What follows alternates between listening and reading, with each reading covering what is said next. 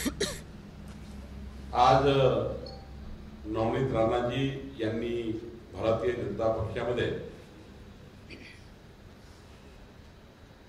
प्रवेश केला आहे।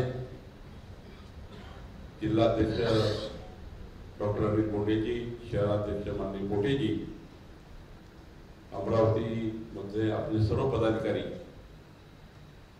आणि अनेक नवनीत राणाजी सोबत अनेक हजारो कार्यकर्ते काम करतात। त्यांनीही आज माननीय मोदीजींच्या विकसित भारताच्या संकल्पनेला विकसित भारताच्या संकल्पाला साथ देण्याकरता मोदीजींच्या गॅरंटीवर विकासाच्या योजना समाजाच्या शेवटच्या व्यक्तीपर्यंत पोहोचवण्याकरता मोदीजींनी जो विकसित भारताचा संकल्प केला त्या संकल्पाला एक खासदार म्हणून साथ देण्याकरता आज माननीय खासदार नवनीत राणाजी पक्ष प्रवेश केला आहे। मी महाराष्ट्र भारतीय जनता पार्टीतर्फे माननीय खासदार नवनीत राणाजी यांचं मनापासून अभिनंदन करतो। त्यांचा पक्षप्रवेश हा भारतीय जनता पार्टीच्या संघटनेला मजबूती देणारा असेल।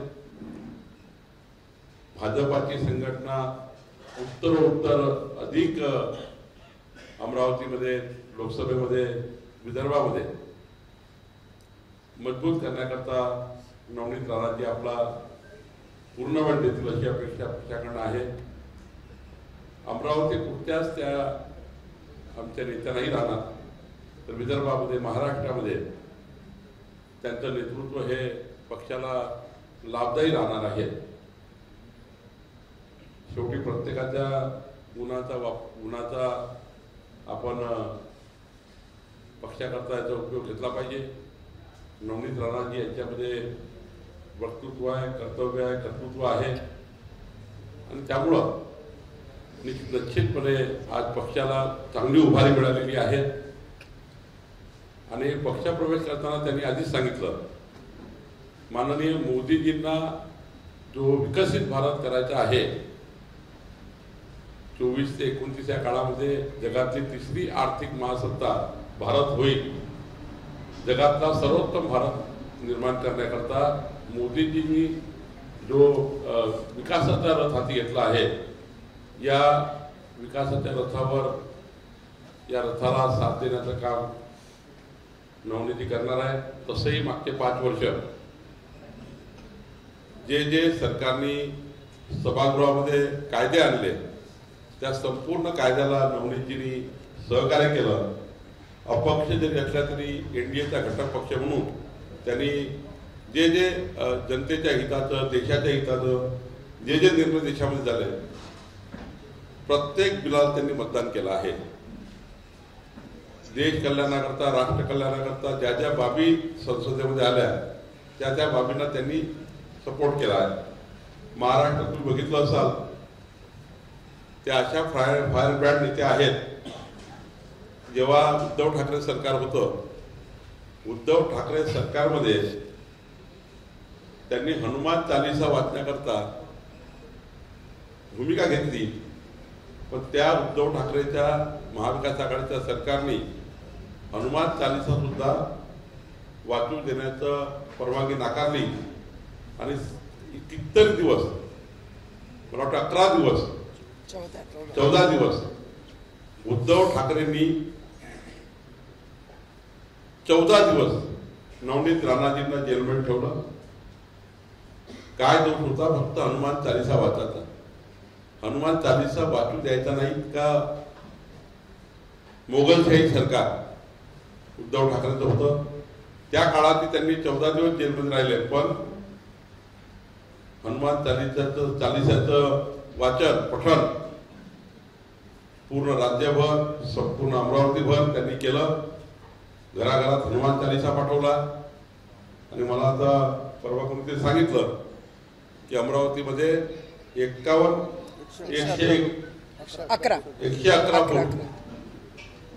उद्धव ठाकरेंनी त्यांना हनुमान चालीसा वाचू दिला नाही पण अमरावतीमध्ये आता 111 फुटाचा हनुमानजीचा मोठा त्या ठिकाणी हनुमान गडीवर मोठा उंचीची मूर्ती 111 फुटाची उंचीची मूर्ती अमरावतीमध्ये आता त्यांनी साकार करण्याचा प्रयत्न केलाय. त्याचं काम सुरू झालंय. मी एवढंच सांगेल, आमचे सर्व भारतीय जनता पार्टीचे अमरावतीचे सर्व कार्यकर्ते, आमचे सर्व नेते, ठिकाणी बसलेले नेते, नवीन आणि जुने सर्व कार्यकर्ते एकत्र येऊन, नवीन आणि जुने कार्यकर्ते, माननीय नवनीतजी सोबत आलेले नवीन कार्यकर्ते आणि आमचे सर्व जुने कार्यकर्ते, देवेंद्रजीच्या नेतृत्वामध्ये आम्ही सर्व लोक महाराष्ट्रामध्ये एकत्रित ही पुढची लढाई लढू. शेवटी जेव्हा पक्षप्रवेश होतो तर नवीन लोक येतात, त्यावेळी नवीन आणि जुने लोक एकत्र येऊन काम करावं लागतं. आणि देशामध्ये मोदींच्या नेतृत्वामध्ये नवनीतजी काम करतील.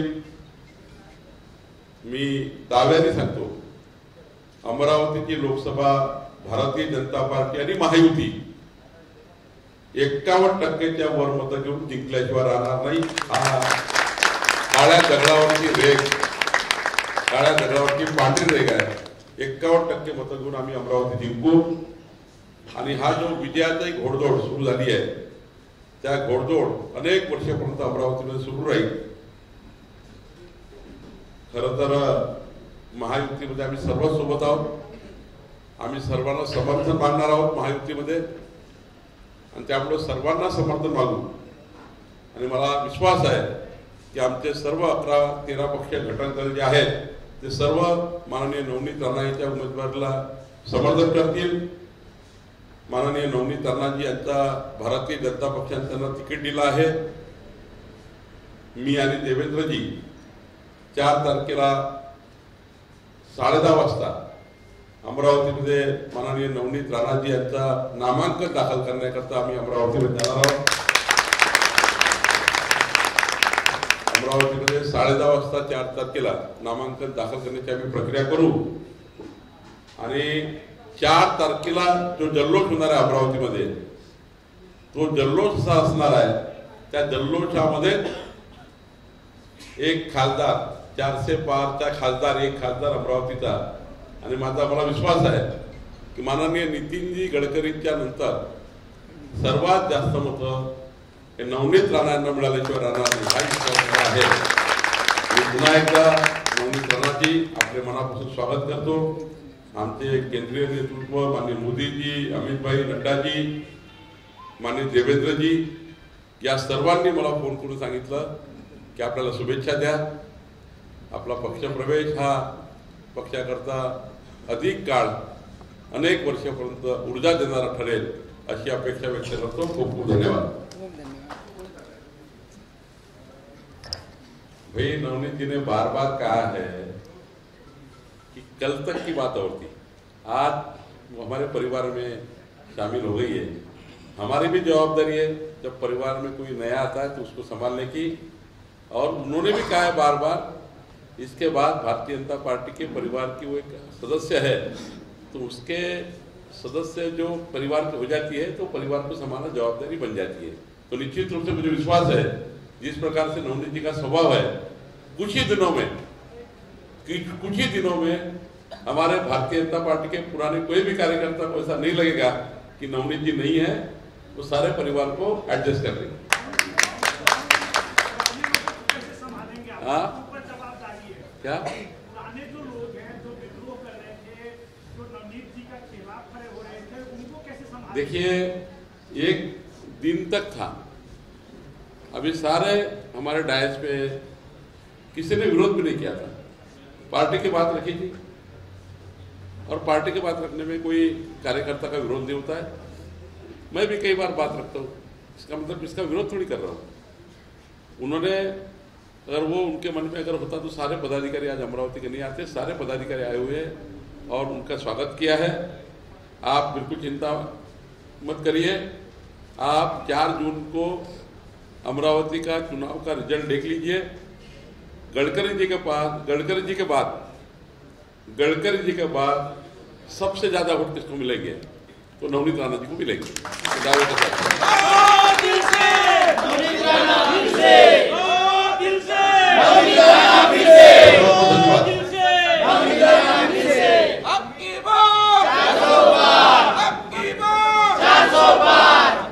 भारतीय जनता पक्ष सर्वात मोठा पक्ष आहे तुम्ही म्हणता आणि अबकी बार 412चा नारा देता, मात्र तुम्हाला उमेदवार आयात करावा लागतोय, ही नामुष्की भाजपवर का उडवली? आम्हाला कुठलाही उमेदवार आयात करण्याची गरज पडली नाही। नवनीत राणाजी आमच्या सोबतच होत्या। त्यांनी 5 वर्ष अपक्ष निवडून आल्यावरही मोदीजींच्या प्रत्येक संसदेमधल्या कायद्याला, मोदीजींनी केलेल्या विकास कामाला, मोदींच्या नेतृत्वातल्या सरकारला पूर्ण 5 वर्ष पाठिंबा दिला। त्या मनाने आमच्यासोबत होत्या आणि आहेत। आता ऑफिशियल त्या पक्षामध्ये आल्या आहेत, त्यामुळे त्या कधी आयात नाही आहे। त्या आमच्या पक्षाच्याच अनेक वर्षापासून एक चिंतक आहे। जात प्रमाणपत्राचा मुद्दा अद्याप प्रलंबित आहे सुप्रीम कोर्टात, तरी तुम्ही त्यांना तिकीट उमेदवार अरे बाबा, तुला माहिती नाही आहे, पूर्ण माहिती आहे। सुप्रीम कोर्टाचा निकाल लागला। एबीपी माझा, उघडा डोळे बघा नीट।